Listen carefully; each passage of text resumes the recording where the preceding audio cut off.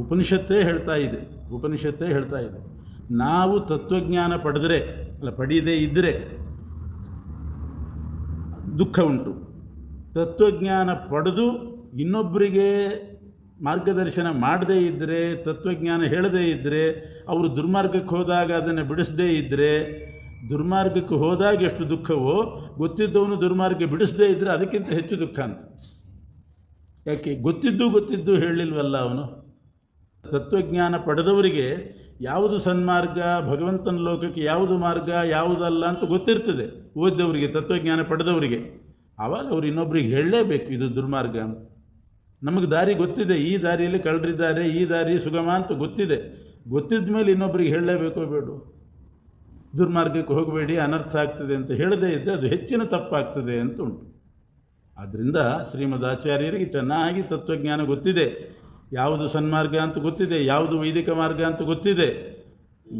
ಸಜ್ಜನರನ್ನು ದುರ್ಮಾರ್ಗಕ್ಕೆ ಎಳೆಯುವಾಗ ಇದು ತಪ್ಪು ಅಂತ ಹೇಳಿದರೆ ಅದು ಒಳ್ಳೆಯ ಕೆಲಸ ಅಲ್ವೇ?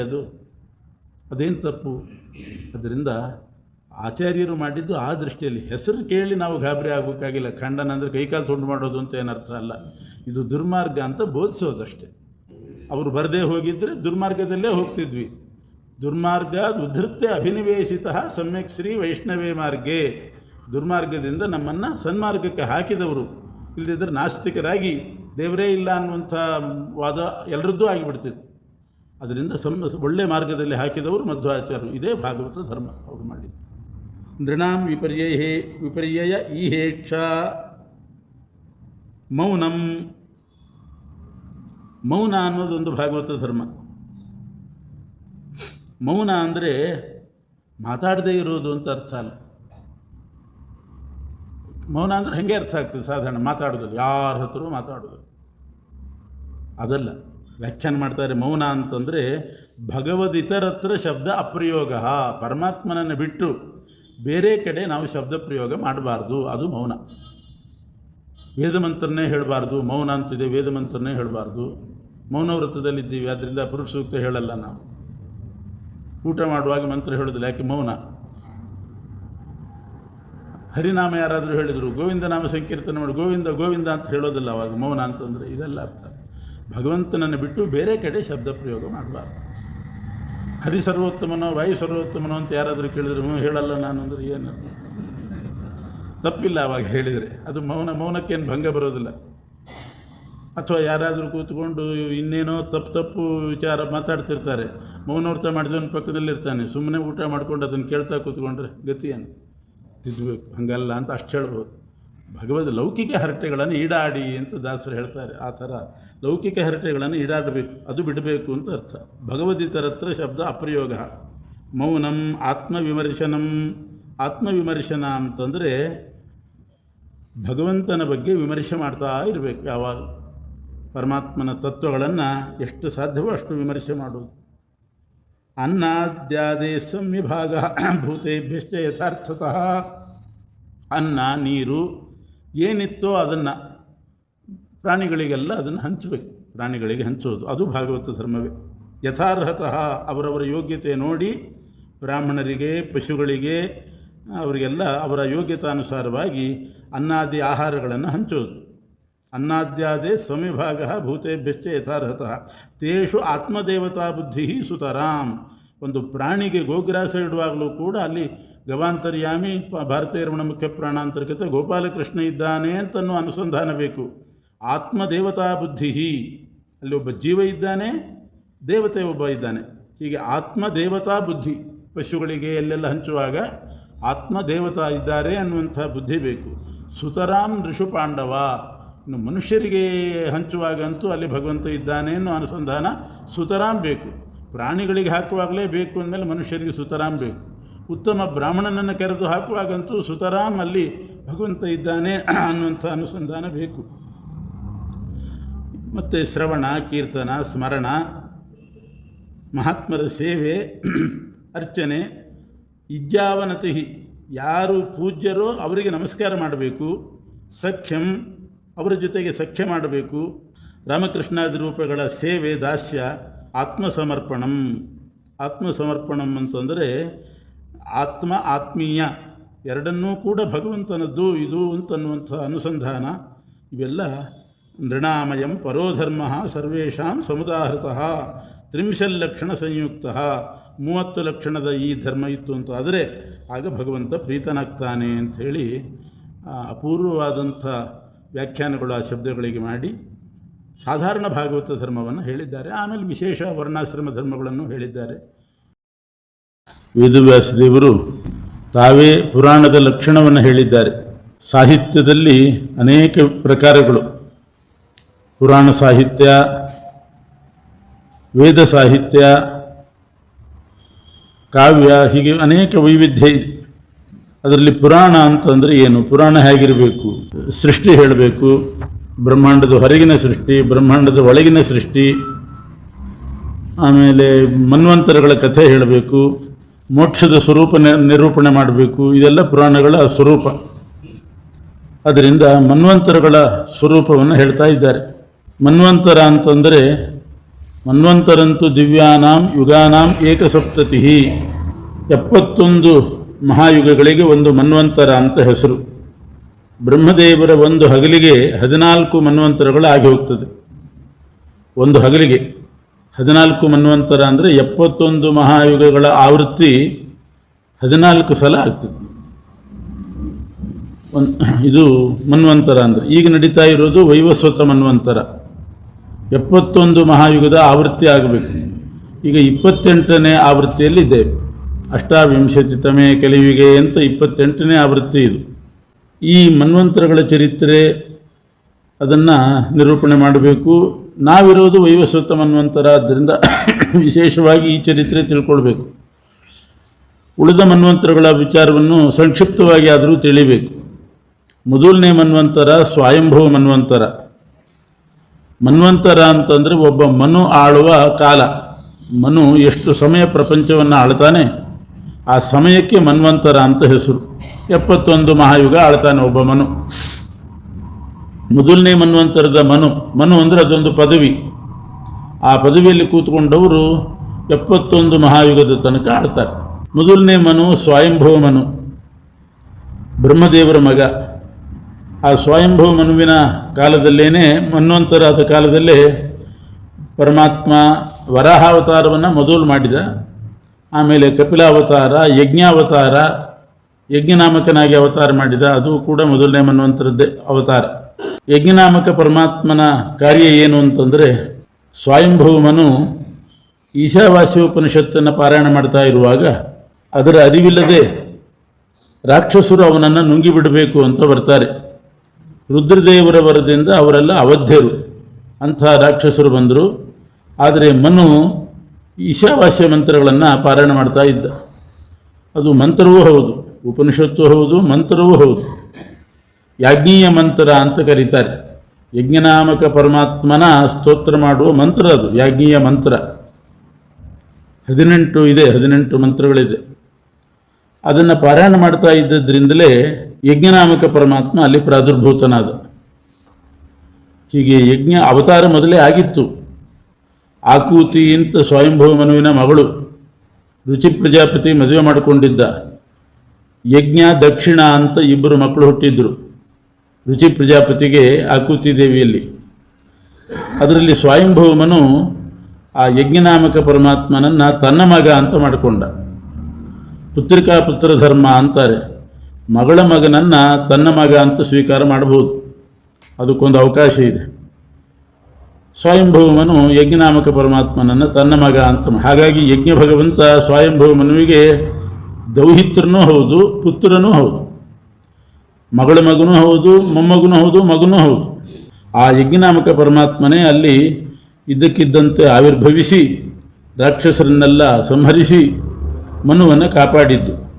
ಹೀಗೆ ನಮ್ಮ ಆತ್ಮರಕ್ಷಣೆಗೆ ಬೇಕಾಗಿರ್ತಕ್ಕಂಥ ಮಂತ್ರ ಈಶಾವಾಸ್ಯ ಮಂತ್ರ. ಬಹಳ ಸಣ್ಣ ಮಂತ್ರ, ಕೇವಲ 18 ಮಂತ್ರಗಳಿಂದ ಕೂಡಿದ ಉಪನಿಷತ್ತು.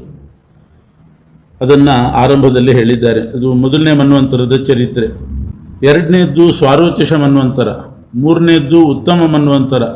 ಉತ್ತಮ ಅಂತನ್ನುವನು ಮನುವಾಗಿದ್ದ. 2ನೇದರಲ್ಲಿ ಸ್ವಾರೋಚಿಷ ಮನುವಾಗಿದ್ದ. ತಾಪಸ ಮನ್ವಂತರ ಅಂತ 4ನೇದ್ದು. ಭಗವಂತ ತಾಪಸ ನಾಮಕನಾಗಿ ತಾನೇ ಮನೋ ಪದವಿಯಲ್ಲಿ ಕೂತಿದ್ದ. ಕೆಲವು ಸಲ ಪರಮಾತ್ಮ ಮನು ಪದವಿಯಲ್ಲಿ ಕೂಡ್ತಾನೆ, ಕೆಲವು ಸಲ ಇಂದ್ರ ಪದವಿಯನ್ನು ಕೂತ್ಕೊಂಡು ಆಳ್ತಾನೆ, ಕೆಲವು ಸಲ ದೇವತೆಯಾಗಿರ್ತಾನೆ. ಮೊದಲನೇ ಮನ್ವಂತರದ ಇಂದ್ರ ಯಜ್ಞನಾಮಕ ಪರಮಾತ್ಮನೇ. ಹೀಗೆ ಪ್ರತಿಯೊಂದು ಮನ್ವಂತರಕ್ಕೂ ಒಂದು ಭಗವಂತನ ಅವತಾರ ಇರ್ತದೆ, ವಿಶೇಷವಾದದ್ದು. ಸಪ್ತರ್ಷಿಗಳು ಬೇರೆ ಬೇರೆ ಇರ್ತಾರೆ ಮನ್ವಂತರಗಳಿಗೆ, ದೇವತೆಗಳ ಗುಂಪು ಬೇರೆ ಬೇರೆ ಇರ್ತದೆ, ಮನುಗಳು ಬೇರೆ ಬೇರೆ, ಇಂದ್ರರು ಬೇರೆ ಬೇರೆ, ಅವೆಲ್ಲ ಪದವಿ ಹೆಸರು. ಮನು, ಇಂದ್ರ, ಸಪ್ತರ್ಷಿ ಅಂತ. ಬ್ರಹ್ಮದೇವರ ಮಕ್ಕಳು ಮರೀಚಿ, ಅತ್ರಿ, ಅಂಗಿರಸ, ಪುಲಶ್ಚ, ಪುಲಹ, ಕೃತು, ವಸಿಷ್ಠ ಅವರೆಲ್ಲ ಮೊದಲನೇ ಮನ್ವಂತರದ ಸಪ್ತರ್ಷಿಗಳು. ಈ ಮನ್ವಂತರದ ಋಷಿಗಳೇ ಬೇರೆ. ವಿಶ್ವಾಮಿತ್ರ, ಜಮದಗ್ನಿ, ಗೌತಮ, ಭಾರದ್ವಾಜ ಅವರೆಲ್ಲ ಈಗಿನ ಮನ್ವಂತರದ ಸಪ್ತರ್ಷಿಗಳು. ಋಷಿಪಂಚಮಿ ಮಾಡುವಾಗ ಈ ಮನ್ವಂತರದ ಋಷಿಗಳನ್ನು ಪೂಜೆ ಮಾಡೋದು. ಹೀಗೆ ಮೂರನೇ ನಾಲ್ಕನೇದ್ದು ತಾಪಸ ಮನ್ವಂತರ, ಪರಮಾತ್ಮನೇ ತಾಪಸನಾಗಿ ಮನುವಾಗಿದ್ದ. ಐದನೇದ್ದು ರೈವತ ಮನ್ವಂತರ, ರೈವತ ಅನ್ನೋನು ಮನು. ಆರನೇದ್ದು ಚಾಕ್ಷುಷ ಮನ್ವಂತರ, ಏಳನೇದ್ದೇ ವೈವಸ್ವತ ಮನ್ವಂತರ, ಸೂರ್ಯನ ಮಗ. ವಿವಸ್ವಾನ್ ಅಂದರೆ ಸೂರ್ಯ, ಅವನ ಮಗ ವೈವಸ್ವತ. ಶ್ರಾದ್ದದೇವ ಅಂತ ಹೆಸರು, ಅವನೇ ಮನುವಾಗಿದ್ದಾನೆ. ಅದಕ್ಕೆ ವೈವಸ್ವತ ಮನ್ವಂತರ ಅಂತ ಈ ಕಾಲವನ್ನು ಕರೀತಾ ಇದ್ದಾರೆ. ನಾಲ್ಕನೇ ಮನ್ವಂತರದ ಘಟನೆಯನ್ನು ಹೇಳ್ತಾರೆ. ಒಂದನೇ ಮನ್ವಂತರ ಯಜ್ಞನಾಮಕ ಪರಮಾತ್ಮನ ಅವತಾರ ಆದದ್ದು. ಈಶಾವಾಸ್ಯಮಿದಂ ಸರ್ವಂ ಯತ್ಕಿಂಚ ಜಗತ್ಯಾಂ ಜಗತ್ ತೇನ ತತ್ತೇನ ಭುಂಜೀಥ ಮಾಗಿರ್ಧಕ್ಕಸ್ಯ ಸ್ವಿಧನಂ ಅಂತ ಉಪನಿಷತ್ ಪ್ರಾರಂಭ ಆಗ್ತದೆ. ಭಾಗವತದಲ್ಲಿ ಹೇಳುವಾಗ ಈಶ ಶಬ್ದ ತೆಗೆದು ಆತ್ಮ ಶಬ್ದ ಹಾಕಿದ್ದಾರೆ, ಇಷ್ಟೇ ವ್ಯಾಸರು. ಆತ್ಮ ಆವಾಸ್ಯಮಿದಂ ಸರ್ವಂ ಅಂತ ಮಾಡಿದ್ದಾರೆ. ಯಾಕೆ ಅಂದರೆ ಈಶಾ ಅಂತಂದು ಕೂಡಲೇ ಸಾಧಾರಣವಾಗಿ ಎಲ್ರಿಗೂ ಅನ್ನಿಸೋದು ರುದ್ರದೇವರು ಅಂತ. ಈಶಾ ಅಂದರೆ ರುದ್ರ ಅಂತ ಅನ್ನಿಸ್ತದೆ. ಈಶಾವಾಸ್ಯಂ ಇದೆಲ್ಲ ರುದ್ರನೇ ವ್ಯಾಪಿಸಿದ್ದಾನೆ, ಅವನ ಮನೆ ಇದು ಅಂತ ಅನ್ನಿಸ್ತದೆ. ಆದರೆ ಸರ್ವೋತ್ತಮನಾದ ಭಗವಂತನ ಮನೆ ಇದು. ಪರಮಾತ್ಮ ಎಲ್ಲ ಕಡೆ ವ್ಯಾಪಿಸಿದ್ದಾನೆ, ಅವನ ಅಧೀನ ಈ ಜಗತ್ತು. ಅದನ್ನು ತೋರಿಸಲಿಕ್ಕೆ ಈಶಾವಾಸ್ಯಮಿದಂ ಸರ್ವಂ ಇದ್ದದ್ದನ್ನು ಆತ್ಮಾವಾಸ್ಯಮಿದಂ ಸರ್ವಂ ಅಂತ ಮಾಡಿದ್ದಾರೆ. ಆತ್ಮಶಬ್ದ ಮಾತ್ರ ವಿಷ್ಣುವಿಗೇ ವಾಚಕ, ಇನ್ಯಾರಿಗೂ ಅಲ್ಲ. ಬೇರೆ ಜೀವರನ್ನು ಹೇಳಬೇಕಾದ್ರೆ ಜೀವಾತ್ಮ ಅಂತ ಹೇಳಬೇಕು, ಜೀವ ಶಬ್ದ ಸೇರಿಸಬೇಕು. ಬರೇ ಆತ್ಮ ಅಂತಂದರೆ ಪರಮಾತ್ಮನೇ. ಪರಮ ಅಂತ ಅನ್ನೋ ಶಬ್ದ ಸೇರಿಸ್ರಿ ಬಿಡ್ರಿ, ಆತ್ಮ ಅಂದರೆ ಭಗವಂತನೇ. ಜೀವರಿಗಾಗುವಾಗ ಜೀವಾತ್ಮ ಅಂತ ಸೇರಿಸಿದರೆ ಮಾತ್ರ ಆಗ್ತದೆ. ಇದು ಬ್ರಹ್ಮಸೂತ್ರಗಳಲ್ಲೆಲ್ಲ ವೇದವ್ಯಾಸ ದೇವರು ನಿರೂಪಣೆ ಮಾಡಿದ್ದಾರೆ. ಆತ್ಮ ಶಬ್ದ ಅದು ಪರಮಾತ್ಮನದ್ದೇ ಶಬ್ದ, ಸ್ವಶಬ್ದಾತ್ ಅಂತ ಹೇಳ್ತಾರೆ ಸೂತ್ರಗಳಲ್ಲಿ. ಆತ್ಮ, ಬ್ರಹ್ಮ ಇವೆಲ್ಲ ವಿಷ್ಣುವನ್ನು ಬಿಟ್ಟು ಬೇರೆ ಯಾರಲ್ಲಿಯೂ ಪ್ರವೃತ್ತಿ ಆಗೋದಿಲ್ಲ. ಹಾಗಾಗಿ ಆತ್ಮಾವಾಸ್ಯಂ ಅಂದರೆ ವಿಷ್ಣುವಿನ ವಾಸಸ್ಥಳ ಈ ಜಗತ್ತು, ಎಲ್ಲ ಕಡೆ ಅವನಿದ್ದಾನೆ. ಇದೇ ವೇದಾರ್ಥ ಪರಿಬ್ರಹ್ಮಿತ ಅಂದರೆ. ವೇದಾರ್ಥ ಏನಿದೆ ಈಶಾವಾಸ್ಯೋಪನಿಷತ್ತಿನ ಅರ್ಥ ಅದು ಇಲ್ಲಿ ಸೇರಿ. ಹೀಗೆ ವೇದಾರ್ಥ ಪರಿಬ್ರಹ್ಮಿತ ಅನ್ನೋದನ್ನು ನೋಡಲಿಕ್ಕೆ ಒಂದು ನಿದರ್ಶನ. ನಾಲ್ಕನೇ ಮನ್ವಂತರದಲ್ಲಿ ತಾಪಸ ಮನ್ವಂತರ ಅಂತ ಅದಕ್ಕೆ ಹೆಸರು. ತಾಪಸನೂ ಕೂಡ ಭಗವಂತನ ಅವತಾರ. ಗಜೇಂದ್ರ ಮೋಕ್ಷ ನಡೆದದ್ದು ಆವಾಗ. ತಾಪಸ ಮನ್ವಂತರದಲ್ಲಿ ಗಜೇಂದ್ರ ಮೋಕ್ಷ ನಡೀತು. ಒಂದು ಆನೆ ನೀರು ಕುಡಿಬೇಕು ಅಂತ ಒಂದು ಸರೋವರಕ್ಕೆ ಬಂತು. ಅಲ್ಲಿ ಮೊಸಳೆ ಬಾಯಿಗೆ ಸಿಗಿಬಿತ್ತು, ಜಲಕ್ರೀಡೆಗೆ ಹೋಗಿ ಮೊಸಳೆ ಬಾಯಿಗೆ ಸಿಗಿಬಿತ್ತು. ಏನು ಮಾಡಿದರೂ ಅದಕ್ಕೆ ಬಿಡಿಸ್ಕೊಳ್ಳಿಕ್ಕೆ ಆಗಲಿಲ್ಲ. ಆಗ ಆನೆಗೆ ಇಷ್ಟು ಹೊಳಿತು, ನಾನು ಭಗವಂತನನ್ನು ಸ್ತೋತ್ರ ಮಾಡಿದರೆ ಬಿಡುಗಡೆ ಹೊಂದಬಹುದು, ಬೇರೆ ಯಾರನ್ನ ಸ್ತೋತ್ರ ಮಾಡಿದರೂ ಕೂಡ ಯಾರೂ ಬರಲೇ ಇಲ್ಲ, ಅಲ್ಲಿಗೆ ಯಾರೂ ಬರಲಿಲ್ಲ ಅಂತ. ಇಷ್ಟು ಆಪತ್ತಿಗೆ ಸಿಗಿಬಿದ್ದಿದ್ದೀನಿ, ಯಾವ ಆನೆಯೂ ಬರಲಿಲ್ಲ, ಯಾರೂ ಬಿಡಿಸ್ಲಿಕ್ಕೆ ಬರಲಿಲ್ಲ, ಆ ಭಗವಂತನಿಗೆ ಮೊರೆ ಹೋಗ್ತೇನೆ ಅಂತ ಹೇಳಿ ಪರಮಾತ್ಮನ ಸ್ತೋತ್ರ ಮಾಡ್ತದೆ. ಆನೆಗೆ ಹೇಗೆ ಬಂತು ಸ್ತೋತ್ರ? ಆನೆ ಸ್ತೋತ್ರ ಮಾಡೋದು ಅಂದರೆ ಏನು?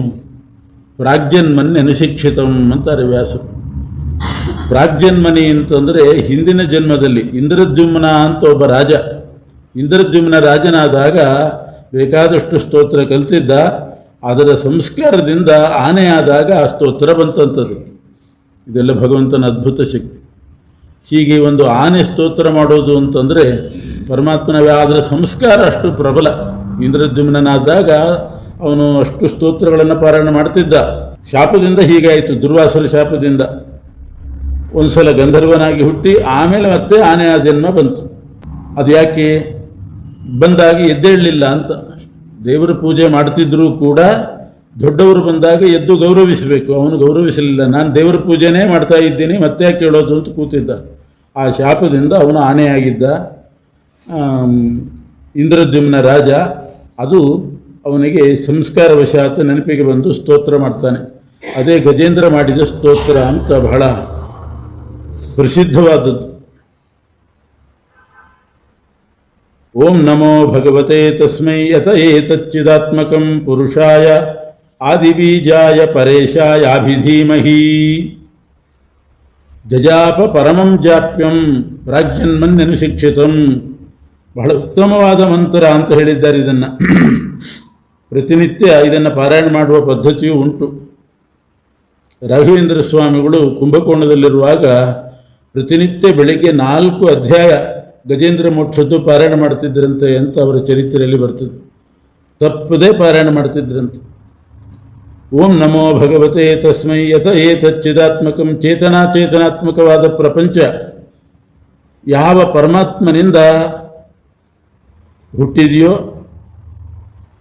ಅಂಥ ಆದಿಬೀಜಾಯ, ಜಗತ್ತಿನ ಆದಿ ಬೀಜ ಅಂಥ ಪರಮಾತ್ಮನಿಗೆ ಅಭಿಧೀಮಹಿ, ಪರಮಾತ್ಮನನ್ನು ಧ್ಯಾನ ಮಾಡ್ತೇವೆ ಅಂತ ಪ್ರಾರಂಭ ಆಗ್ತದೆ. ಇದು ಮಂತ್ರ ಆದ್ದರಿಂದಲೇ ಓಂ ನಮೋ ಭಗವತೆ ಅಂತ ಓಂಕಾರದಿಂದ ಪ್ರಾರಂಭ ಆಗ್ತದೆ. ಪರಮಾತ್ಮನಿಂದ ಹುಟ್ಟಿದೆ ಅಂತಿಲ್ಲ ಈ ಶ್ಲೋಕದಲ್ಲಿ. ಓಂ ನಮೋ ಭಗವತೆ ತಸ್ಮೈ ಯತ ಏತಚ್ಚಿದಾತ್ಮಕಂ ಅಷ್ಟೇ ಇರೋದು. ಚಿದಾತ್ಮಕವಾಗಿರತಕ್ಕಂಥದ್ದು ಯಾರಿಂದ ಹುಟ್ಟಿದೆಯೋ ಬಿಟ್ಟು ಯಾವುದೂ ಹೇಳಲಿಲ್ಲ. ಅದಕ್ಕೆ ಚಿದಾತ್ಮಕಂ ಅಂತಂದರೆ ಚಿದಾತ್ಮರಿಗೆ ಅಂದರೆ ಚೇತನರಿಗೆ, ಕಂ ಅಂದರೆ ಸುಖ. ಯಾವ ಪರಮಾತ್ಮನಿಂದಲೇ ಎಲ್ರಿಗೂ ಕೂಡ ಸುಖ ಬರೋದು ಅಂಥ ಪರಮಾತ್ಮನನ್ನು ಧ್ಯಾನ ಮಾಡ್ತೇವೆ. ಅವನಿಲ್ಲದೆ ಇದ್ದರೆ ಸುಖ ಬರೋದಿಲ್ಲ. ಚಿದಾತ್ಮಕಂ ಅಂದರೆ ಆ ರೀತಿ ಅರ್ಥ ಮಾಡಬೇಕು. ಕ ಅಂದರೆ ಸುಖ ಅಂತ ಏಕಾಕ್ಷರ ಒಂದಕ್ಷರದ ಶಬ್ದ ಅದು. ಚಿದಾತ್ಮರಿಗೆ ಕ ಸುಖವು ಯಾರಿಂದ ಬರ್ತದೋ ಅಂತ ಇಟ್ಕೊಂಡ್ರೆ ಆವಾಗ ನ್ಯೂನತೆ ಏನೂ ಕೂಡ ಬರೋದಿಲ್ಲ. ಅಂಥ ಪುರುಷಾಯ ಆದಿಬೀಜಾಯ ಧೀಮಹಿ. ಈ ಪ್ರಪಂಚ ಯಾರಲ್ಲಿ ನೆಲೆಸಿದೆಯೋ ಅಂದರೆ ಪರಮಾತ್ಮನಲ್ಲೇ ನೆಲೆಸಿರೋದು. ವಿರಾಟ್ ರೂಪಿ ಪರಮಾತ್ಮ ಇಡೀ ಬ್ರಹ್ಮಾಂಡದಲ್ಲಿ ವ್ಯಾಪಿಸಿದ್ದಾನೆ. ಆ ಭಗವಂತನಲ್ಲೇ ನಾವೆಲ್ಲ ನೆಲೆಸಿರೋದು. ಭೂಮಿಯಲ್ಲಿದ್ದೇವೆ, ಭೂಮಿಯಲ್ಲಿ ಓಡಾಡ್ತಿದ್ದೇವೆ ಅಂತ ನಮಗೆ ಅನಿಸಬಹುದು. ಆದರೆ ಭೂಮಿ ಯಾರನ್ನು ಆಶ್ರಯಿಸಿಕೊಂಡಿದೆ? ಪೃಥ್ವಿತ್ವಯಾಧೃತ ಲೋಕಾಹ ದೇವಿತ್ವಂ ವಿಷ್ಣುನಾಧೃತ. ಪೃಥ್ವಿ ನೀನು ನಮ್ಮನ್ನು ಹೊತ್ತಿದ್ದಿ, ನಿನ್ನನ್ನು ಹೊತ್ತಿದ್ದು ಯಾರು? ಭಗವಂತ. ಪೃಥ್ವಿತ್ವಯಾಧೃತ ಲೋಕ ದೇವಿತ್ವಂ ವಿಷ್ಣುನಾಧೃತ ತ್ವಂಚಧಾರೆಯ ಮಾಂ ದೇವಿ ಅಂತ ನಮ್ಮ ಆಸನ ಶುದ್ಧಿಗೆ ಮಾಡೋ ಕ್ರಮ ಉಂಟು. ಕೂತಾಗ ನಾವು ಭಗವಂತನನ್ನು ಆಶ್ರಯಿಸಿದ ಭೂಮಿಯಲ್ಲಿ ಕೂತಿದ್ದೇವೆ ಅಂತೂ ಪರಂಪರೆಯ ಪರಮಾತ್ಮನೇ ನಮಗೆ ಆಶ್ರಯ. ಈ ರೀತಿ ತಿಳ್ಕೊಳ್ಬೇಕು. ಯಸ್ಮಿನ್ನಿದಂ, ಈ ಜಗತ್ತು ಯಾವ ಭಗವಂತನಲ್ಲಿ ಆಶ್ರಯಿಸಿದೆಯೋ, ಯಾವ ಭಗವಂತನಲ್ಲಿ ಲಯ ಹೊಂತದೋ ಅದನ್ನು ಇಟ್ಕೊಳ್ಬೇಕು. ಯತಶ್ಚೇದಂ, ಯಾವ ಪರಮಾತ್ಮನಿಂದ ಸೃಷ್ಟಿಯಾಯಿತೋ, ಏನೇದಂ, ಯಾವ ಭಗವಂತನಿಂದ ಪ್ರೇರಿತವಾಗ್ತದೋ, ಅವನ ಪ್ರೇರಣೆ ಇಲ್ಲದೆ ಯಾವುದೂ ಕೂಡ ನಡೆಯೋದಿಲ್ಲ. ಏನೇದಂ ಯೈದಂ ಸ್ವಯಂ, ಈ ಪ್ರಪಂಚ ಯಾವ ಪರಮಾತ್ಮನೇ ಆಗಿದ್ದಾನೋ, ಯೈದಂ ಸ್ವಯಂ ಅಂತಂದರೆ ಭಗವಂತನೇ ಈ ಜಗತ್ತಾಗಿದ್ದಾನೆ ಅಂತ ಅನ್ನಿಸ್ತದೆ. ಯಸ್ಮಿನ್ ಯತಃ ಏನ ಅಂತ ಹೇಳಿ ಕೊನೆಗೆ ಯಹ ಇದಂ ಸ್ವಯಂ, ಇದಂ ಈ ಪ್ರಪಂಚವು ಸ್ವಯಂ ಯಹ ತಾನೇ ಆಗಿದ್ದಾನೆ ಪರಮಾತ್ಮ ಅಂತ ಕಾಣಿಸ್ತದೆ. ಅದಕ್ಕೆ ಆಚಾರ್ಯರು ತಾತ್ಪರ್ಯದಲ್ಲಿ ಬರೀತಾರೆ, ಈ ಜಗತ್ತು ಪರಮಾತ್ಮನೇ ಆಗಿದ್ದಾನೆ ಅಂತಂದ್ರೆ ಅರ್ಥ ಏನು? ಭಗವಂತನನ್ನು ಬಿಟ್ಟು ಇರೋದಿಲ್ಲ. ಪ್ರತಿಯೊಂದರಲ್ಲೂ ಪರಮಾತ್ಮ ಪ್ರವೇಶ ಮಾಡಿದ್ದಾನೆ.